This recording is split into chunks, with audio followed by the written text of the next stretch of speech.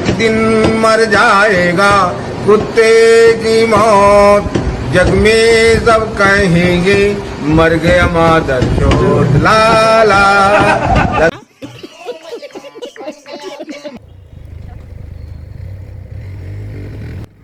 আচ্ছা, উনি যে হুট করে এভাবে আমার গাড়ির সামনে চলে আসলো, বলুন তো এখানে দোষটা কার?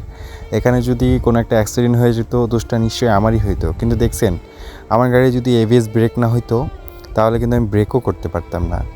ওনার হয়তো বা একটা কোনো ক্ষয়ক্ষতি হয়ে যেত, তখন দোষ হতো আমার। ঠিক আছে, এরকম রাস্তাঘাট চলাচল করার সময় অবশ্যই সতর্কতা অবলম্বন করে মানুষের চলা উচিত। সতর্কতা অবলম্বন করে চলবে না, অথচ সবসময় অ্যাক্সিডেন্ট হওয়ার পর বাইকারদের দোষ হয়, গাড়িওয়ালাদের দোষ হয়। কিন্তু একটা মানুষের যে দোষ থাকে সেটা কখনো আর মানুষ দেখে না। যাই হোক, আপনারা চলাচল করার সময় রাস্তাঘাটে অবশ্যই দেখে শুনে চলাচল করবেন। সবাই ভালো থাকবেন। আল্লাহ হাফিজ।